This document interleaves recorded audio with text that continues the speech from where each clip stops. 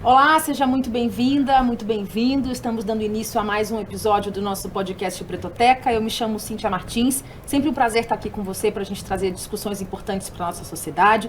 E hoje a gente traz um tema que é muito caro, especialmente para a população negra aqui no Brasil. As principais vítimas dessa insistente e que vem mostrando ao longo dos anos, vem se mostrando ao longo dos anos ineficiente a guerra contra as drogas. Esse é o assunto que a gente vai trazer aqui hoje no nosso podcast. A gente pega como gancho esse julgamento que o Supremo Tribunal Federal iniciou sobre a descriminalização da maconha, especificamente, do porte de maconha, melhor dizendo, que inclusive já tem maioria para que a droga o porte seja descriminalizado, faltando apenas a decisão sobre a quantidade de que isso vai acontecer. Mas é claro que a gente vai trazer uma conversa um pouco mais ampla, porque a população negra costuma ser mais vítima, das invasões nas comunidades, nas favelas pelo país, vítimas do alto índice de encarceramento, do reconhecimento facial. Então a gente traz esse assunto aqui para nossa mesa hoje e eu converso com a Natália Oliveira, que é cofundadora e diretora executiva da Iniciativa Negra, uma ONG que atua desde 2015 e é a primeira organização não governamental que propõe reformas, soluções políticas pacíficas para o combate efetivo às drogas no Brasil. Natália, seja muito bem-vinda ao Pretoteca. Obrigada, pelo seu tempo. Obrigada, um prazer estar aqui. Prazer todo nosso. Eu queria que você trouxesse um pouquinho pra gente, o que é exatamente a Iniciativa Negra, quando ela começa com uma organização ali da sociedade civil, se torna uma ONG um pouquinho mais pra frente, Queria que você falasse um pouquinho dos trabalhos que vocês executam. Então, a Iniciativa Negra, ela é hoje uma organização da sociedade civil. Antes ela era um movimento. Ela surge a partir do encontro de trabalho mesmo, assim, entre eu e o Dudu Ribeiro, que é outro cofundador, que é baiano, e a gente se conheceu no Conselho Nacional de Juventude, num evento que era um seminário do Conselho Nacional de Juventude sobre guerra às drogas e o plano Juventude Viva, que era um plano que buscava diminuir o número de homicídios de jovens negros no Brasil, contra o genocídio da juventude negra. E aí era um seminário sobre drogas, e essa temática, e a gente começou a pensar o quanto seria importante começar um movimento. Então a Iniciativa Negra não surge como assim uma ONG, uma organização da sociedade civil. Ela era um movimento que buscava... Super natural, de dois sujeitos negros, uma paulista e um baiano, que estava buscando causar um deslocamento no centro da discussão na reforma da política de drogas, buscando provocar uma urgência de que a reforma da política de drogas no Brasil ela deveria ter o compromisso com o antirracismo. Então aí a gente começa a escrever sobre isso, a pesquisar, então tanto dialogar com o campo de especialistas e organizações outras que existiam da sociedade civil e movimentos que atuavam com direitos humanos e já discutiam isso, mas com uma perspectiva pouco antirracista. O debate que estava rolando no STF sobre a descriminalização do artigo, sobre a inconstitucionalidade, do artigo 28 da Lei de Drogas. E a época era 2015, 2016, esse assunto estava muito em alta. E a gente tinha algumas preocupações que, caso fosse entendido a inconstitucionalidade, qual era o projeto que o Brasil teria, para regulamentar e pensar isso de uma maneira que fosse melhor para a comunidade negra. Então, a partir disso, a gente foi crescendo, fazendo outros projetos, pesquisas, constituindo equipe, desenvolvendo ações, nacionalmente, internacionalmente. A gente é uma organização de advocacy, então o que a gente faz é pesquisa, encontra alguns dados que são relevantes e busca apresentar tanto para os tomadores de decisões, que envolvem o poder público, e também pessoas influentes, especialistas, a gente dialoga, e também incidir junto à opinião pública, Claro. Então é bem isso que a iniciativa faz. Também realizando eventos, assim, sempre a partir de eventos, sempre com uma atuação muito em rede, trazendo outras organizações, também provocando o movimento negro e a comunidade negra como um todo para essa reflexão. Então a iniciativa surge para buscar sínteses, assim, entre um pensamento antirracista a serviço da reforma da, comunidade, que sirva ao serviço da comunidade, pensando uma reforma da política de drogas, uma mudança nessa lei, o fim da guerra às drogas. Claro, eu queria que você falasse, você tocou no ponto das pesquisas que vocês organizam, e vocês lançaram recentemente, né, uma pesquisa inédita sobre essas injustiças criminais que acontecem no Brasil, com essa ligação direta, né, com a guerra às drogas. O relatório se chama Iniciativa Negra por Direitos, Reparação e Justiça, está disponível no site da Iniciativa Negra lá com todos os detalhes. Queria que você falasse um pouquinho, né? Muita coisa me chocou naquele relatório, porque vocês ouviram 90% de pessoas que são vítimas da violência de guerra às drogas, pessoas negras, né, que sofrem na pele, que sabem o que acontece no dia a dia. E eu acho que o Estado como um todo ouve muito pouco essas pessoas, né? Pelo contrário, você está ouvindo outras versões do próprio Estado e de pessoas que não estão sendo vítimas dessa violência diariamente. Queria que você falasse um pouquinho de como que surge essa conversa, o que vocês encontraram de campo, porque é bem chocante os relatos que vocês trazem, né? São bem chocantes. As nossas pesquisas, elas buscam trazer um olhar preciso sobre esse problema que a gente está apontando. Então, a gente busca apurar mais dados para ampliar o diagnóstico, né? Então, primeiro, quando a gente surge, essa relação mais imediata entre guerras, drogas e racismo, ela era questionada. Né? Acho que hoje, já entrando no nosso 8º ano, essa relação, né, essa causalidade, ela está mais aceita, né? Mais aceita, assim, mais na concreta, opinião, né? mais concreta, né? Assim, a gente já está num nível 2 de compreensão sobre a temática, né? Então, um exemplo disso é você acompanhar os votos do ministro conforme foi acontecendo em 2015, 2016, e você vê agora o quanto que no voto do Alexandre de Moraes aparece, né, essa relação de causalidade entre racismo e política de drogas, né? Então, isso quer dizer que se um ministro do STF ele está olhando e reconhecendo essa causalidade, quer dizer que isso já está concretizado na opinião pública. O STF, ele também forma, né, assim, os nossos juristas formam a sua opinião também a partir conectado com os valores, né, mais atualizados da sociedade. Sim. Você falou também que essas propostas, né, dessas conversas são levadas, obviamente, aos agentes públicos. Eu queria saber se já há essa pesquisa, especificamente, se ela já foi levada aos governos federais, governos estaduais, porque na pesquisa vocês tratam, né, que não foi possível identificar, isso é um trecho da pesquisa, tá, gente?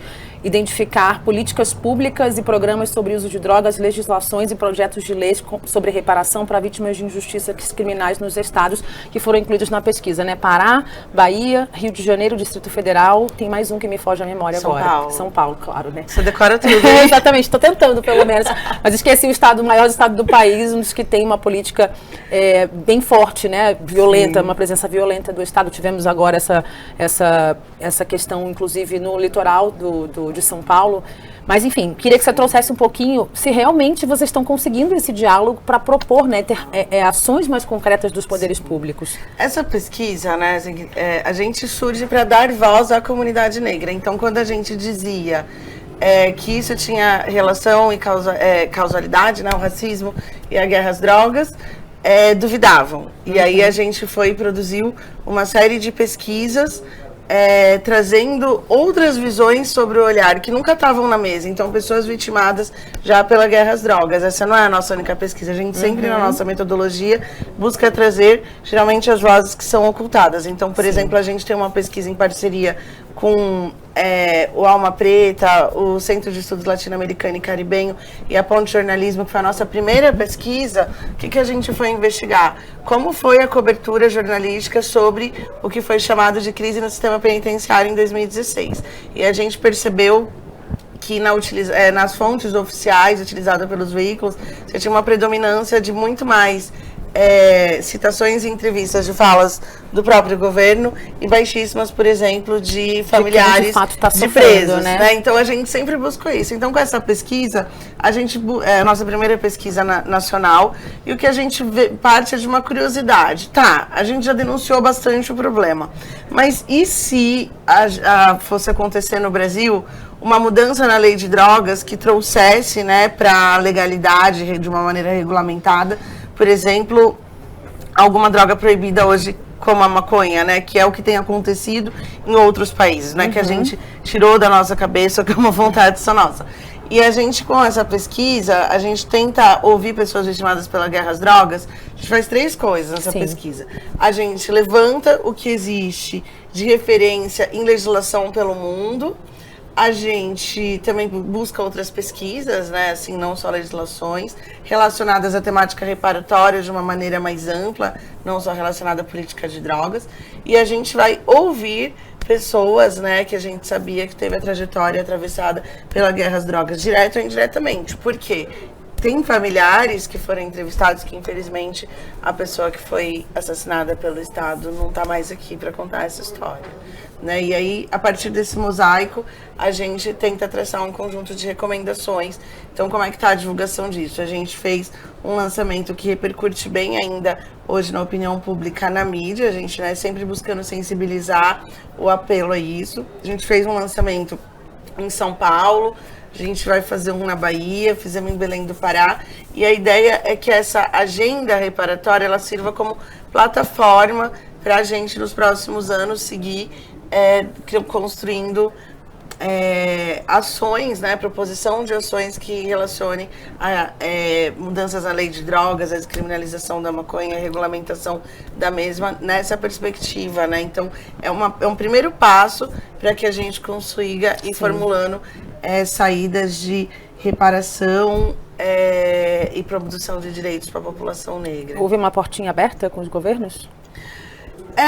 Esse governo ainda, né, apesar de a gente já estar em agosto, o governo demora um tempo, assim, para pegar, né, assim, mas Sim. A gente teve uma visita recente em Brasília, em maio, onde a gente passou em vários ministérios, a gente também tinha ido no começo do ano, e existe mais disposição por parte do atual governo federal em ter como prioritário o combate ao racismo. Claro. Pelo menos isso Até é uma linha... um ministério, né? Uma linha em diversos ministérios do governo. Então, acho que agora a expectativa é entrar em ação o Conselho Nacional de Drogas, né? Recentemente teve eleição para o Conselho Nacional de Drogas, que é um órgão de participação social e controle sobre as ações do Executivo e também de proposição, construção mesmo, né? Entre Poder Executivo, sociedade civil, pesquisadores, para pensar caminhos. Então, a gente está... Eu, inclusive, sou uma das... pessoas eleitas, né, pela sociedade civil para atuar como conselheira, e a nossa expectativa é que a nossa atuação ali seja no caminho de incentivar diálogos na mudança na política de drogas, nessa linha de produção de direitos e um processo de uma compreensão de país de que é necessário construir políticas que, se a política reconhece que o Brasil, por ser racista, ele vai, né, ter de uma maneira muito cruel, né, assim, um efeito ruim para a população negra, um efeito ruim, assim, desproporcionalmente, assim, pior, né? A guerra às drogas, ela é financiada ao custo do sangue negro, ao custo do sofrimento da comunidade negra, né?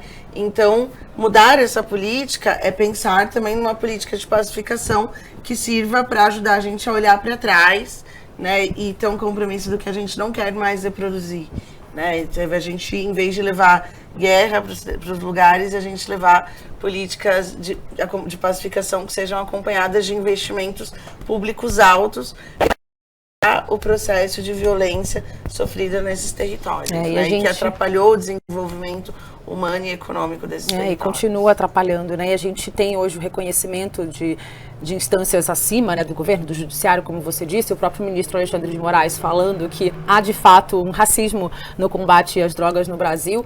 O ministro Barroso, houve falas dele, tem até uma fala destacada no Pacto da Branquitude da Cida Bento, que ele fala até da posição do Estado na hora de fazer esse combate às drogas. A gente teve um caso recente que foi discutido, na verdade o caso não era recente, mas recém-discutido novamente no STF, daquele cara que foi pego lá na periferia, preso por causa disso, com um porte pequeno de drogas, não vou me lembrar qual era, mas era algo pequeno, foi considerado como traficante, um homem preto periferia está preso. Eu passo frequentemente na porta do Mackenzie, que é um dos colégios mais caros de São Paulo. Sim. Você deve passar por ali e ver no horário do almoço, do intervalo, estudantes, em sua maioria brancos, fumando maconha com a maior tranquilidade no meio da rua ao meio-dia. Exato. E não há essa abordagem, né? Os seguranças que estão ali nas portas dessa faculdade, na porta ali também tem um prédio da USP, são pretos, né? Então a gente vai vendo todo esse racismo construído na nossa sociedade, e a forma da abordagem do Estado que é completamente diferente, né? Então eu queria que você falasse um pouquinho disso também, esse reconhecimento das instâncias superiores de que o racismo de fato está enraizado, né, entre nós. Esse passo foi muito importante, porque essa perspectiva, assim, desse reconhecimento ter uma expectativa de produção de novos entendimentos que vai impactar nas produções de sentenças. Sim. Que venham comprometidas na diminuição do encarceramento no Brasil. O Brasil é hoje o terceiro... Acho que é a terceira ou quarta população não, encarcerada, tá, maior encarcerada do mundo. Sim. Que eu estava na dúvida se já tinha ido o segundo, Sim. que ele estava muito em disputa. E a gente tem, desde a mudança da lei de drogas no Brasil, um aumento exponencial, assim, nos casos de encarceramento de mulheres por delitos relacionados Sim. a drogas. Né? Então, e aí o que isso significa? Né? Significa um monte de crianças que são separadas de uma maneira muito violenta das suas mães, né? Tendo direito negado de convívio com a família. E muitas vezes, qual que é o perfil dessas mulheres? Né? Mulheres negras, pobres, que já não estavam em relações formais de trabalho, né? Então elas são, numa hierarquia da guerra às drogas, também uma mão de obra super explorada, né, pelo tráfico internacional. Sim. Né, assim, porque a cadeia do tráfico de drogas, ela é internacional. Ela não é só nacional, ela não acontece só na favela. Né? Não tem nem terra para plantar. Não. Né? Isso a gente sabe que é necessário, né, essa dinâmica internacional, inclusive para lavagem de dinheiro, né, assim, e para uma série de coisas. Sim. E vocês, nessa proposta dessa pesquisa especificamente que a gente está trazendo essa discussão aqui, embora hajam, vocês tenham outras pesquisas, né, muito relevantes nessa área, vocês fazem recomendações, né, apresentando os dados, ouvindo as pessoas que são afetadas pela violência, vocês fazem 6 recomendações para os governos, né, para que vocês pudessem chegar, para que a gente possa, enquanto sociedade, chegar a uma solução de desencarceramento em massa, de resolver a questão do combate às drogas, especialmente nas favelas. Queria que você trouxesse esses pontos pra gente. Eu vou trazer de uma maneira resumida. Por favor, assim, que a gente trabalha no freestyle, mas fui eu mesmo que, inclusive, deu uma organizada, né? Ele sai de um artigo que foi produzido por mim, o Dudu e o Gabriel Elias, assim, que tá numa Platô, que é uma revista de ciências da Plataforma Brasileira de Política de Drogas. E a gente parte de uma ideia de um caminho, né? Assim, vamos supor que o Brasil entendesse que a guerra às drogas é muito prejudicial, e como que a gente vai começar a olhar para isso? A gente precisa começar a traçar um caminho do pacto de pacificação, né? Porque como é que a gente vai pensar um modelo na guerra? Então, buscar a pacificação, né? A gente se inspirou em um modelo de justiça de transição, né, assim, que foi a gente que inventou, é utilizado na ONU geralmente quando chega em territórios que precisa, né, iniciar negociações, e a gente seguir alguns passos, que é reconhecer, né, que estamos em guerra e essa guerra precisa acabar. Então a gente fazer a averiguação e investigação das responsabilidades, né, ao longo desses vários anos por parte do Estado brasileiro, por parte inclusive de outras nações, né, que já que é uma guerra internacional, a gente tem diversos atores e países, né, agindo em conjunto sobre isso, e isso produziu uma série de espionagens e desestabilização e ataques às soberanias de países na justificativa da guerra às drogas, e especificamente na América do Sul, né? Então acho que apurar responsabilidades é apurar tudo isso. Sim. Não é apurar só a ação do agente policial que agiu de maneira corrupta, e é apurar exatamente assim, qual que é o quadro, né, de corrupção hoje instalado no nosso Estado democrático de direito, né? Isso é uma coisa que enfraquece, né, todos os nossos poderes, porque para existir um mercado ilegal precisa de corrupção. Para ter corrupção, tem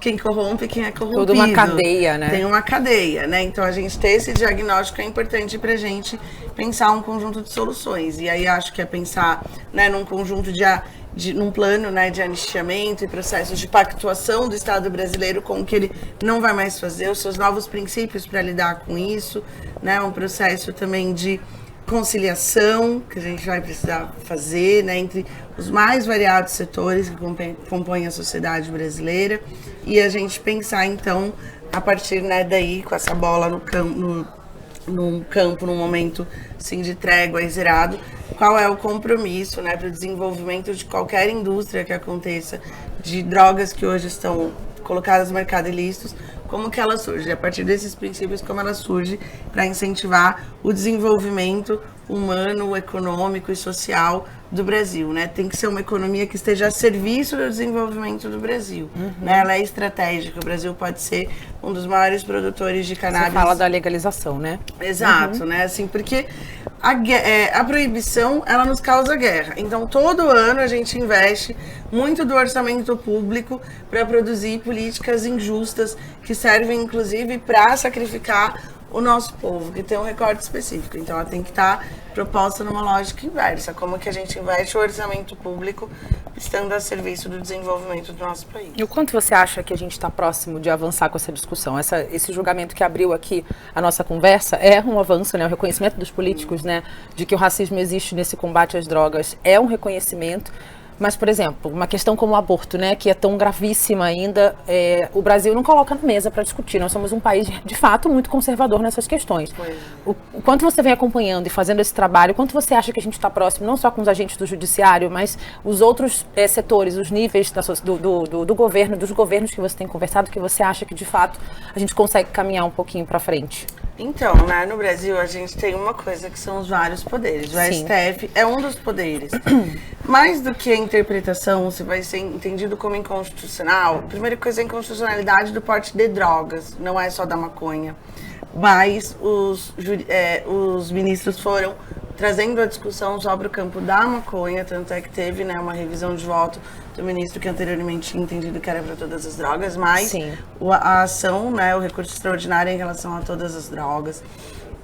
Mas mais do que não só o resultado, claro que o resultado, ele permite destrava a discussão nos outros poderes. Então, o legislativo tem que entrar para ajudar a pensar depois a regulamentação disso, assim como o executivo precisa observar essa discussão para poder criar, também propor e criar mudanças, né, que estejam dentro do âmbito do executivo. Mas essa compreensão, né, assim, observar os votos e a argumentação. Então, olha como cresceu a compreensão no judiciário de 2015 para cá, de que a guerra às drogas está relacionada ao racismo. Isso, né, em menos de uma década, né? E porque isso aí é trazer também um balizador de como isso tem que ser olhado, né, pelos outros poderes. Agora, o que é o problema no Brasil também? A gente tem no Legislativo a bancada BBB, né, a bancada Boi, Bala e Bíblia. Mais conservadora em décadas, né? E a guerra às drogas, ela representa um consórcio de interesses dos valores representados por essa bancada. Então, assim, a proibição das drogas, ela permite, né, um conjunto de legalidades que beneficiam outras coisas defendidas por esse consórcio dos três, Boi, Bala e Bíblia, que é os garimpos ilegais, o não respeito às várias, a super, tipo, depredação dos nossos recursos naturais, né? Então, tudo isso acontece já através de máfias e ilegalidades explorando territórios, especialmente nas fronteiras, é isso que a gente tem acompanhado no norte do país. Então, é a partir da manutenção das mentiras, né, propagandeadas pela guerra às drogas, você mantém um estigma moral muito sobre a questão.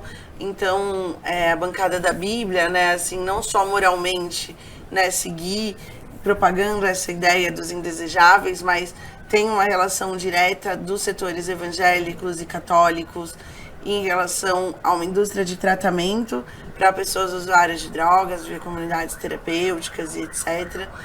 Então, essa bancada não é só conservadora nos valores, né? Assim, tem também um interesse na reprodução de que continue como está, né? Assim, você precisa... hoje no Brasil ainda é absurdo quanto que a gente tem de denúncias de mão de obra de pessoas escravizadas em grandes produções, né, de agrárias, né, agropecuárias, etc. Então, até de indústrias famosas, né? Sim, então, que estão na prateleira que muita gente consome. Exato. Por trás tem todo um... então você continuar tendo, né, a reprodução de uma sociedade absolutamente desigual, que tem na sua marca a desigualdade e o racismo, interessa a quem quer superexplorar, quem se beneficia, né, quem lucra com a desigualdade absurda que a gente vive no Brasil. Sim, são desafios inúmeros, infinitos, imensos. Cada vez que você fala mais e quando eu fui me aprofundando nas pesquisas, nas conversas que a gente tem aqui, né, no Pretoteca, a gente não está falando disso apenas hoje, né? Discutimos isso ao longo do ano e é algo caro para você também ao longo da sua trajetória, antes mesmo do início da iniciativa. Início da iniciativa ficou ótimo, mas deu para entender, né? Desde que você, né, se entende como uma pessoa para lutar mesmo pelos direitos dos outros, mas essa guerra às drogas me incomoda muito, até vocês citam isso na pesquisa, né, de que a maioria desses estados que vocês pesquisaram tem poucas ou nenhuma, o que é gravíssimo, política antidrogas, especialmente para tratar essa questão das drogas como de saúde pública, né, porque você pensa no usuário como um ser completamente descartável, você esquece que ele tem, pode espirrar, fica tranquila, você esquece, né, a sociedade esquece que ele é uma pessoa que tem um problema sério de saúde, que precisaria de um acompanhamento psicológico, de medicação, né? E a gente realmente está uma sociedade que está descartando essas pessoas, né? A Cracolândia é um problema gravíssimo que a gente acompanha em São Paulo, em outras áreas do país também. Agora que queria que você falasse, é um desafio gigantesco nessa guerra contra as drogas, é realmente não tratar o usuário como uma pessoa que tem um problema de saúde seríssimo. É que a guerra não é contra as drogas, ela é contra pessoas. Exatamente. E elas têm um perfil e essas típico. Pessoas têm esse perfil. Mas ela escamoteia diversos interesses não declarados. Então, você citou o exemplo da Cracolândia, que já foi meu tema bastante, né? Eu fui presidente do Conselho Municipal de Álcool e Drogas aqui de São Paulo. Os interesses não declarados, né, que envolvem a Cracolândia, é a disputa por aquele território, né? São os interesses de uma mudança no centro da cidade, né? Que se diz, a gente quer essa região ela degradada por conta do uso de drogas, né? E por conta da presença dos usuários. Mas ao desvalorizar uma região, os imóveis vão ficar mais baratos. Quando os imóveis ficam mais baratos, quem tem dinheiro para comprar barato, de quem está desesperado precisando sair de lá, como é o perfil de muitas pessoas que moravam naquela região, não só Campos Elíseos, mas isso tem acontecido na Barra Funda, que se vê ali cercada por todo de um conflito armado, né, assim, com muita violência por parte da polícia. Então, você morar numa rua que tem 2, 3 vezes por dia explosão de bomba de gás, né, assim, tiros de bala de borracha, correria, confusão, né, assim, então, quem tem dinheiro para investir nesse momento que o imóvel tá barato, essa pessoa vai investir, geralmente isso em forma de grupos, de consórcios de investimento. Compra barato, deixa essa região por 20 anos, sem investimento público, para a solução do problema, você tem outros investimentos, inclusive altíssimos, em infraestrutura. Chegada da linha amarela do metrô, você tem equipamentos públicos culturais, né, altos investimentos. E aí, quando essa região, né, ela já está com uma infraestrutura pública adequada para um alto padrão, esses mesmos grupos que investiram comprando barato, reinvestem vendendo muito caro para ter o retorno de seus investimentos a partir da reconfiguração urbana. Então, aquela região, por exemplo, ela tem vários quarteirões que são entendidos como ZEIs, Zonas Especiais de Interesse Social, que, conforme o plano diretor ele modifica na Câmara todo ano, elas vão deixando de ser zonas especiais de interesse social, porque eram os quarteirões que deviam atender pessoas de baixa renda, na questão urbana, né? Você tem uma série de coisas assim que acontecem que modificam um bairro, que assim, tem situações de pessoas que moravam em ocupações lá há mais de década, que foram ocupações removidas, teve o cadastramento prometido para ter imóvel naquela região e agora não estão conseguindo entrar na fila dos imóveis que serão construídos, né? Assim, então você vai encontrando barreiras da burocracia que antes não estavam colocadas. Sim. Essas pessoas precisam sair da região central, né? Assim, tem uma relação clara, mas o que se vende, né, como um problema ali? É o uso de drogas. Então não está declarada essa intenção que eu te digo, que interessa a quem investe na especulação imobiliária. É muito mais sobre poder e dinheiro do que sobre a preocupação com o fim do uso de drogas. Exatamente. E ainda o apelo emocional ele gera ibope, né? Ele gera comoção, e uma comoção muitas vezes provocada pelo emocional né, por um apelo emocional e menos por uma visão racional sobre o assunto. Você falou em algum momento da nossa conversa, né, que é uma das bandeiras da Iniciativa Negra, que são as ações de reparação, né? A gente fala muito sobre a reparação histórica, né, que a sociedade brasileira tem com negros do país, questão racial, obviamente. Tivemos avanço ali na questão da educação, as empresas têm começado a se mexer tardiamente, ainda não como deveria, para levar pessoas pretas para o seu quadro. Mas a gente fala pouco dessa reparação em relação à política de drogas. Queria que você trouxesse um pouquinho mais essa definição que vocês usam. Eu acho que, claro que você tem 2 níveis de reparação de pessoas, de pessoas individualmente, né, afetadas pela guerra às drogas, então familiares que perderam um membro recebendo indenização, você pensar em lixamento, mas a gente tem que pensar no futuro que a gente vai construir. Então, exemplos muito práticos, quando a gente pensa em investimentos em territórios, que a gente brinca que são os royalties, né, da legalização da maconha.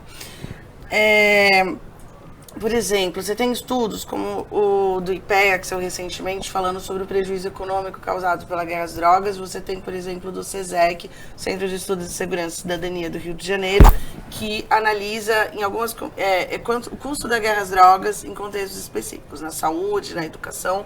Vamos pegar o da educação. Eles comprovam, né, que quando tem tiroteios, não só o CESEC olha isso, mas a Rede da Maré solta boletins sobre isso, que é uma outra organização do Rio.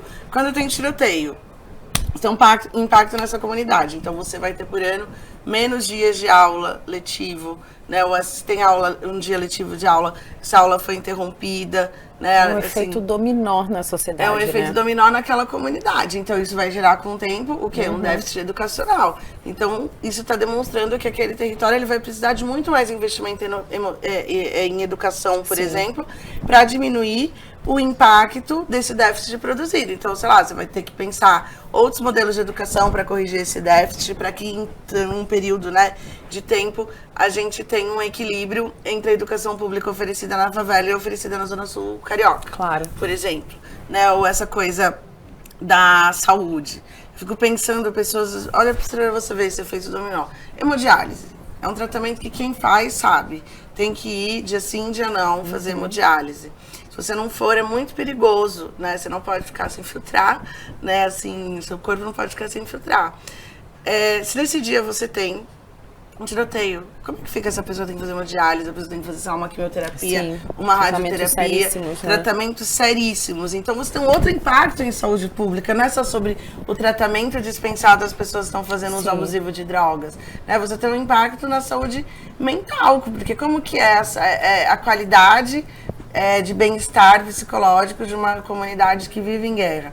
Então, pensar em reparação como que a gente vai pegar todo esse orçamento público investido em guerra e investir de uma maneira concentrada nos territórios que historicamente foram afetados pela guerra às drogas, para que aí sim a gente também comece a pensar em processos de reparação coletiva. Então, são ações que não é num ano a gente vai lá e cria uma escola. É a longo prazo, tá falando né? de médio e longo prazo, de acompanhamento por décadas. Criação de metas para a gente reverter o déficit provocado pela guerra às drogas. Claro. Enquanto sociedade, eu, né, aqui enquanto jornalista, tento fazer o meu papel, né, de mudar as coisas mesmo, por mais que seja um trabalho de formiguinha. Eu acho que o trabalho de jornalista precisa ser esse, né, precisa ser provocativo, propositivo, para que a gente realmente consiga encontrar soluções. Não adianta ficar só mostrando a gravidade do problema do alto, sem você tentar, de fato, atuar de alguma forma. Como que nós, enquanto sociedade, eu falo aqui do meu papel também como jornalista, a gente pode tentar melhorar essas discussões, né? Levar para dentro de casa, porque eu sei que é muito complexo levar para o meu tio, para minha mãe, falar, olha, a gente precisa discutir o desencarceramento em massa. E aí, mas esse cara, se ele tivesse te roubado, sabe esses discursos que a gente ouve? É porque você não foi assaltado, você não foi a vítima. A gente sabe que quem está nas prisões, muitas vezes não foram nem julgados, e estão há anos lá, porque justamente pela cor da pele. Como é que a gente consegue levar essa discussão de uma forma saudável para a população preta, principalmente, conseguir entender esses danos que afetam até quem está no conforto do sofá de casa? Eu vejo esses argumentos, são assim, é como se antes do advento do uso de crack a gente não tivesse já o delito de subtração. Exatamente. Então, assim, esse hábito que é muito nocivo, ele sempre aconteceu com a sociedade. As pessoas roubam para comer, elas roubam por motivos assim diversos, mas elas roubam. A gente fala rindo, mas quando a gente vai olhar a fundo, sentenças de pessoas que estão presas por furto, por roubo, são sentenças proferidas que desconsideram totalmente o princípio da insignificância, entendeu? Tem gente presa por shampoo, por detergente, assim, por saco de arroz, por comida que roubou para dar, que furtou para dar para os filhos. Então, como que eu acho que o papel, assim, sem dúvida alguma, né, hoje fazendo essa discussão, a gente tem um crescimento a partir da mídia em geral, dentro dos seus diversos veículos, de produção sobre essa pauta. Eu vejo mais jornalistas interessados na pauta e entender de uma maneira mais racional. Acho que também existiu um aumento de produção de pesquisa e direcionamento dessas pesquisas também para chegar nos veículos. Acho que chamar a gente para vir aqui na Pretoteca é um jeito de a gente dizer assim, a cobertura ela é muito parceira, sabe, assim, para a sociedade civil como um todo, não só para essa pauta, mas para as várias pautas, porque é uma produção que chega em muitos lugares, né, chegam em muitas pessoas. Então, acho que isso, né, cada vez mais estar na pauta. Eu lembro que, na época, assim, só para fechar essa questão da mídia, né, que foi aí que eu mudei a minha visão. A época que eu fui presidente do Conselho Municipal de Política de Álcool e Drogas, o que acontecia é que a gestão da época, ela convocava muitas coletivas de imprensa para notificar medidas governamentais, assim, que a época o prefeito era o João Dória, ia fazer. Que muitas vezes, quando elas iam ser investigadas, elas eram só um anúncio de uma nova política ou de uma nova lei que estava ainda muito carente de um estofo para que, de fato, aquilo virasse uma política pública. Né? Assim, que foi uma coisa que a gente tem enfrentado no Brasil e se acentuou na gestão Bolsonaro, que é o presidente que produz factoide para mídia. Né? E naquela época, os jornalistas começaram a perceber assim, que, de alguma maneira, os veículos estavam sendo utilizados ali a serviço de interesses não declarados, né, por parte do governo. E eu lembro que teve uma leva de jornalistas que à época, porque era, né, toda hora o cara era chamado para uma coletiva de imprensa, ele vai lá, aí ele dá a notícia, depois descobre que era furo, tinha descredibilidade. Não respeitar também o trabalho do jornalista. Então, teve uma leva, assim, meio geracional de jornalistas que à época estavam em diversos veículos de São Paulo, que eles começaram a conversar mais com outros especialistas, outras organizações. Eu mesma era procurada direto, mesmo quando eu era procurada, nem sempre eu era fonte, mas eu indicava outras fontes que às vezes o jornalista não conhecia, não sabia. E eu percebo assim que depois, né, eles foram se movimentando, trocando de veículos, mas a formação, a qualificação na cobertura da pauta, assim, a pessoa levou para outros veículos. Eu tenho jornalista que me procura, assim, que está salvo comigo no nome de um veículo, aí quando eu falo, a pessoa me chama para outro lugar, que ela já mudou. Então, acho que melhorou, assim, ainda bastante. Assim, acho que também as diversidades, né, a diversidade que tem sido provocada nas redações, eu acho que isso ajuda muito a gente a discutir outras pautas, né, a trazer outros olhares. Outros países também mudando as leis, né, porque as redações, elas acompanham, né, as mudanças internacionais. Exatamente, e a partir do momento que eu tenho vivência de favela, eu vou ter um olhar para trazer aqui para dentro da redação uma discussão que pessoas que foram criadas num outro contexto social não vão conseguir trazer, né? Então a gente sempre fala aqui no Pretoteca da importância do nosso trabalho, da informação. A informação é tão poderosa que a gente tem uma guerra de narrativas hoje em busca disso, assim. Então se a gente não trouxer essa discussão para a mesa, para a pauta, para que você consiga de casa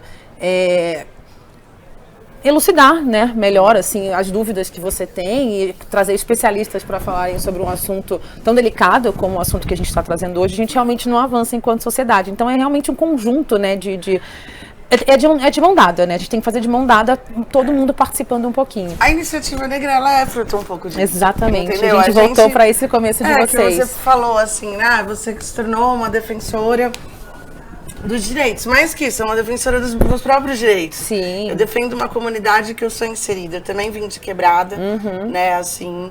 E eu comecei a consumir maconha na adolescência, que é uma coisa que eu não recomendo, porque é importante, quanto mais você retardar o uso de substâncias, mais você vai conseguir olhar de uma maneira amadurecida sobre os seus próprios usos e se e se conhecer. Mas, como eu morava na Zona Leste, o tratamento da polícia era outro, comigo, com os meus amigos, quando eu tomava enquadro, né? Assim, infelizmente, tenho amigos que morreram, tenho amigos que foram presos de maneira injusta, muitas vezes sem, né, ter cometido nenhum delito, mas foi por causa do CEP. E sim, aquilo já muito cedo me mobilizou. E aí, quando eu conheci o Mackenzie... Você estudou lá? Não, eu estudei na Escola de Sociologia e Política, que é perto do Mackenzie. Eu fui formada em Ciências Sociais. E eu via o pessoal, assim, fumando um na cara do policial, assim, e ali o policial se comportava. E é diariamente mesmo. Diariamente. E eu não estou recomendando que se tenha uma ação repressiva no Mackenzie. Sim. Eu não desejo a violência pra ninguém, né? Assim, é importante você ressaltar isso, porque quando eu trouxe o exemplo, não era pra isso, né? Não era sobre isso. Era só uma comparação de abordagem mesmo. Eu espero um mundo pacífico. Mas eu percebi o que é um tratamento respeitoso da polícia com o cidadão, né? Inclusive transitando nesses espaços mais da elite, eu tenho essa questão da pele clara. Então eu tenho essa coisa que a gente chama, né, de passabilidade. Sim. Então, essa coisa não, a pele clara é isso, né? Ela vai descamoteando. E aí eu, frequentando os lugares, eu percebi, nossa, como é diferente a sua noção, né, assim, o jeito como a polícia te trata, como as autoridades vão te tratando, mas obviamente isso tem um limite. Claro. Né, assim, e aí eu falei, nossa, eu gostaria de ter crescido num ambiente onde eu presenciasse menos violência por parte das forças de segurança pública. Eu gostaria de não ter conhecido a guerra às drogas a partir de enquadros que eu tomei de policiais que não deveriam me enquadrar da maneira como me enquadrar. Entendeu? Menor de idade, sempre ameaça, sempre violento, sempre batendo nos meus amigos. Já fui revistada por policial homem, que é uma coisa que não deveria acontecer. E aí, quando eu conheci o debate sobre guerra às drogas e tudo isso, eu falei, nossa, o mundo, eu não sabia que imaginava um mundo assim, um mundo mais pacífico, onde as pessoas podem, inclusive, refletir sobre os seus usos, né, e etc. E eu falei, nossa, tipo, eu queria uma quebrada de paz, sabe? Eu queria, assim. Nossa, forte esse seu encerramento aqui dessa sua fala, porque acho que é justamente para isso que a gente está sentado aqui hoje, né? Trazer essa discussão para que a gente possa realmente ter um mundo mais pacífico, que o Estado possa agir de uma forma mais pacífica também, que as pessoas possam definir, né? E o Estado possa também trabalhar com políticas para ensinar as pessoas a como fazer os seus usos, a como praticar os usos. Enfim, é uma questão muito grande, muito complexa, que a gente espera ter conseguido trazer para você aqui hoje. Levantar, né, essa questão, que ela não deixe de ser falada nas suas casas, e aqui que o Pretoteca possa ter ajudado você a entender um pouquinho disso. Se você quiser acrescentar mais alguma coisa, Nath, fique à vontade. Já tô chamando de Nath, né? Já estamos tipo, aqui no sofá de casa. Já descobrimos que somos vizinhas, exatamente. Né? A gente vai se encontrar. Eu acho que é isso. Assim, eu tentei buscar de um apanhado geral, trazendo aspectos da saúde pública, do sistema de justiça, da segurança pública, mas tem muita coisa produzida. Tente se aprofundar a partir do fio que você se identifica, do que te chamou a atenção. Sigam as nossas redes, né? Então, da Iniciativa Negra para uma Nova Política sobre Drogas. A gente tem site, tem Instagram, um monte de coisa. Tem as minhas redes também, Natália, _ antiproibicionista.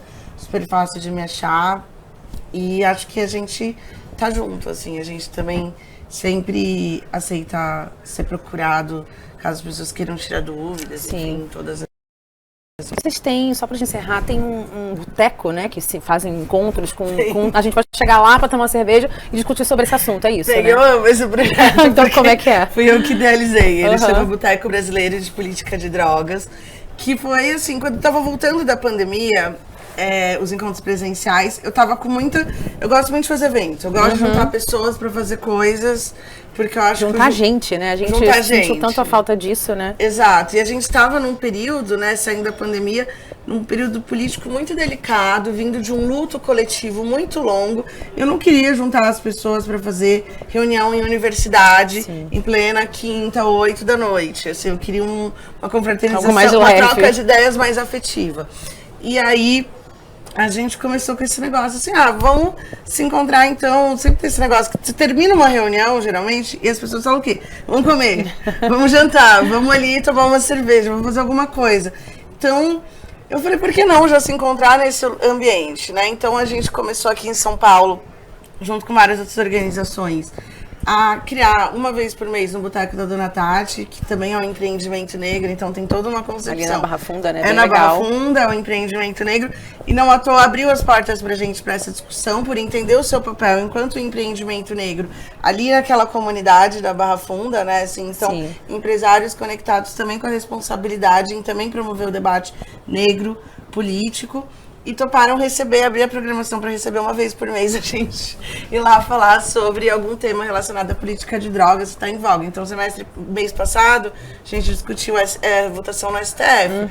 Só que ele acabou virando um boteco itinerante. Porque como a gente faz muito evento e eu viajo o Brasil inteiro, sempre pedem pra gente fazer boteco em outros lugares. Então, ele tem também todo mês na Bahia. Que legal. Que é onde é a nossa sede. Ele tem... quando a gente viaja, então às vezes a gente faz, então agora já spoiler, 8 setembro. 8 de setembro, sexta-feira no Rio de Janeiro, junto do encontrão da Associação Brasileira de Saúde Mental. A gente tá resolvendo a casa, mas se vocês seguirem a gente nas redes, a gente vai contar pra vocês.